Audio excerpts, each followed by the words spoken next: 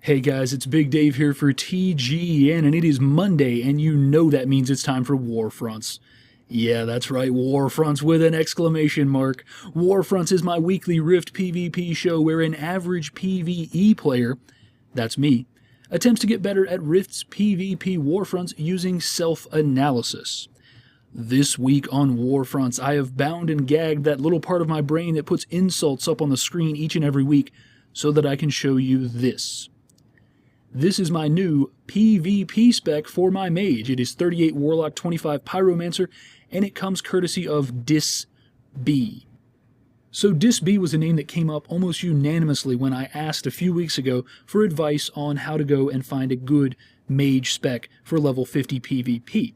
I have to thank all you guys who suggested Dissb from the absolute bottom of my loins. Thank you, because his stuff has been fantastic for me.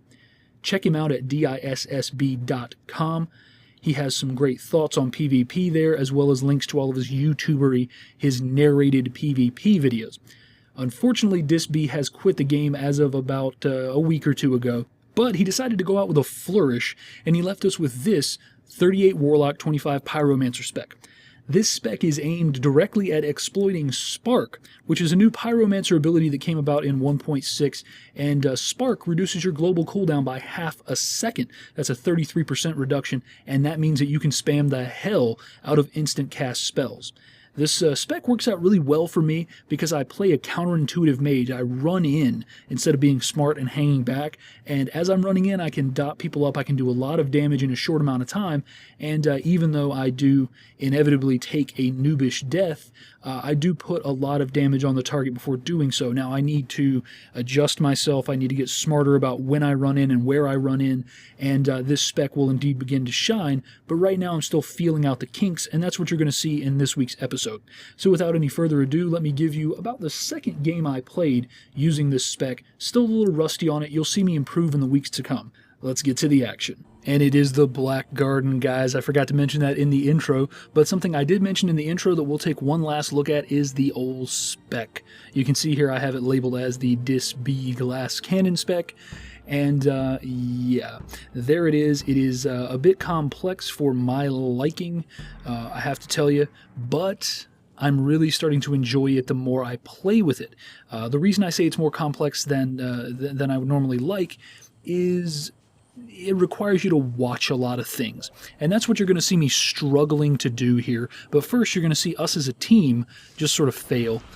We just totally stop. One guy goes forward and we leave that guy hanging out to dry, and we all focus in on the members of the Defiant team, which charge at us, leaving them no resistance to grab the Fang.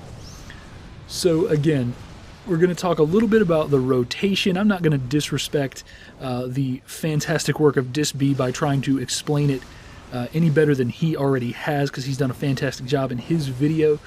Check out dissb.com for more info on the actual spec. But I'll tell you a little bit about the rotation that I'm trying to use, what I'm trying to do, what I'm trying to accomplish with this spec, and how I'm attempting to do that in this match. This is about the second or third match that I played with the spec, and I'll tell you a little bit about the rotation now. I am starting out with my number one key is Flame Bolt, I do believe it's called. It is just an instant cast fire spell. Then we go to Countdown, which is on my number 2, and that is a delayed explosion. So it's a dot that goes on the target, and at the end of 8 seconds it explodes, and that's kind of one of the key bits of this spec going forward. On number 3 is Defile. Defile is a dot that uses up your charge, and number 4 is Dark Fury, I believe. And these are going to be the main meat of your rotation. Once you're through that rotation, where you go is going to be determined on a lot of different things, but one of them is going to be the health of your target. You keep seeing that symbol flashing up in the center of the screen. That is Inferno. Inferno is a below 30% health spell. So every time my target goes below 30%, that's triggering, that's giving me the warning up on my screen that that ability is hot. So that's going to be one of the options that you have at the end of your rotation. Another option, if you've got your opportunity proc. Opportunity is a 100% reduction in cast time on your next spell. So if you've got an opportunity to proc, you are going to be able to use Cinder Burst, which is like your Pyroblast. It's your big, hard-hitting, long cast spell. But of course, with opportunity, that's going to be a 0 cast time. So you saw me just a few seconds ago actually execute the spec fairly well. I dotted up my target and then hit him with Inferno, which killed the Fang Carrier and allowed us to snatch it up right now. So I'm going to drop back into a defensive posture here, and I'm not going to give you too much play-by-play on this. I'm not going to shoutcast it, as they say. But I'm moving back into a position where you're going to see some frustration. I don't know if you'll actually be able to see it in the play, but it was there when I was actually executing this. And what you're seeing essentially is I can't do jack to these guys. Yeah, they've got healers and everything, and that's a definite reason for not being able to do a ton of damage. But I'm really trying to get this guy below 30, and I just can't do it below 30%. Finally it happens. Finally I get the spell off. Finally I get the kill. But having watched Dissb, a rank 8 fully geared PvP mage, pulling this spec off, I know its potential, and it's frustrating not to be able to live up to that potential. So you're seeing some of that frustration, or I was feeling some of that frustration as I was playing this particular little bit of the match here. We get overwhelmed here. I'm not really sure why. They just seem to be really well oiled, and I've noticed that in my particular cluster or whatever, that the Defiants seem to work together really well. They come from different servers, different guilds on the same server, but they always seem to really put a joint effort forward. The Guardians in my server cluster don't really seem to do the same thing. Now I'm sure there are Guardians out there who would say the opposite, but this is my experience. This is what I have been experiencing for the last little while. So you're going to see me bypass the main combat here and head for the Fang Carrier. That's something that we've talked about a whole lot on Warfronts, and indeed, here we go. Why would I not? That is one of those things that I have ingrained in myself. I have pushed into my head, and a little bit of damage from me and a lot of damage from the Fang means that they do drop the Fang, at least for a moment. They get it right back, and I'm the only one back here, so I get absolutely destroyed. Gotta love that. So again, the main focus of this match for me has been, and will continue to be for my next several matches in this spec, the learning of where to look, when to look there, where to go, when to go there, what to cast, and when to cast it. And that is a very important part of a spec that has a cast sequence and has some choice built in. So again, like I said, I'm doing 1, 2, 3, 4 as my build up, and then after that comes the choice. Now I will tell you, my bars are barren. I am missing some spells that I should have out on my bars, and I have some stuff out that I'm not really using necessarily. So there's some bad decisions on my bars, there's some good decisions on my bars. I'm going to look into some macros, just try to get things figured out, but right now I am trying to feel out the spec. I'm trying to get that decision-making process down. When I do get to the end of my rotation, my four dot rotation, what comes next? Where do I go? What do I do? And that's something that I'm struggling with. You'll see me here. This is a little bit of an issue that comes along with changing spec. I was trying to stop that guy from getting the Fang, and I started spamming my 2 button. That 2 button in my Necromancer spec would have been Necrosis, which is just a nice, easy dot that I can keep putting on the target over and over again to interrupt their capping. But instead, 2 on this is Countdown, and Countdown has a cooldown. So after I count down the guy 1 time, I couldn't immediately do it again. So some of the growing pains there of moving over to a new spec. And that's really the theme of this episode for me personally. This is all about growing pains. It's an awkward thing. I practiced on the practice dummy for a while. I did a couple of games before actually filming this, but I still feel ill-equipped to actually pull off this spec. I'm hitting a lot of the right keys at the right times, but then other times I'm not. I mean, right there, I was pretty successful in helping my teammates down the Fang Carrier.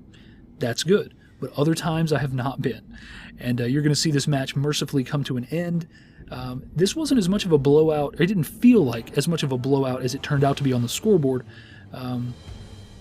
But I feel like I did okay. I finished top amongst mages in damage, if that's something that you really want to measure, but not very well. I'm middle of the pack.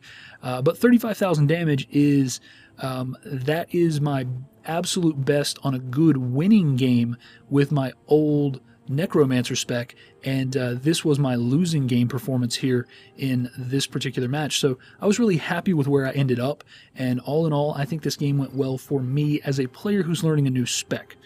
If you guys have any suggestions, or if you just want to say how badly I suck, please feel free to do that in the comments below. I am always willing to take some of your verbal abuse. So let's move on from this. Let's go ahead and talk about some things that we might have learned from this match. Lessons learned. So I think we learned a couple of lessons this time, and we'll talk about those really, really briefly and then get you guys on out of here.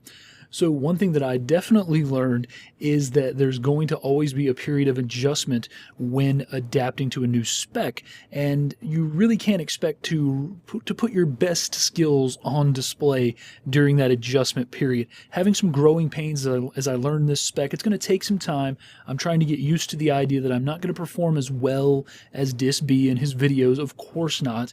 I have a long way to go. I have, since doing this video, I have acquired some of the PvP gear for my rank, and I am slowly gearing up, getting better gear, getting better with the spec, but indeed there is going to be a period of adjustment as I try to get better, as I try to get to the place where I need to be with this spec, with understanding the spec, when to do, what to do, and all that sort of stuff.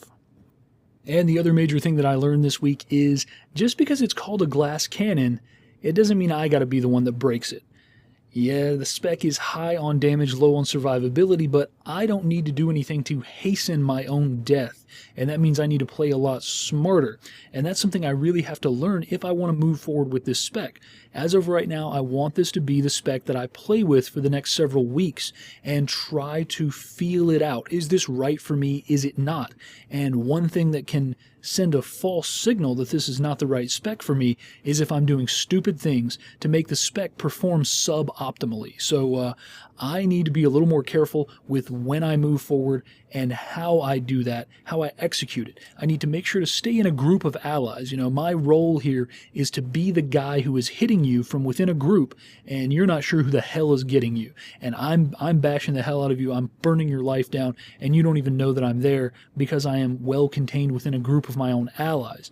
As soon as I segregate myself from my teammates, I am easy to find, easy to burn down, and easy to kill, because even when this spec is working perfectly, it still has roughly an 8-second ramp-up time before you can really do the bulk of your damage. So if you are a much more powerful rank 8 character, and I am here in my lowly rank 1 PvE gear, not even rank 1, in my quest PvE gear, you are going to beat the crap out of me before I can ramp up. So while I'm still in bad gear, in low rank, I need to make sure that I am striking like a stealthy rogue would from the shadows, instead of like an idiot who doesn't know how to play a mage.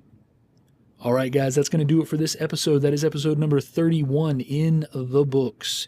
Keep your eyes here on TGN Rift. I am trying to do something special for this week.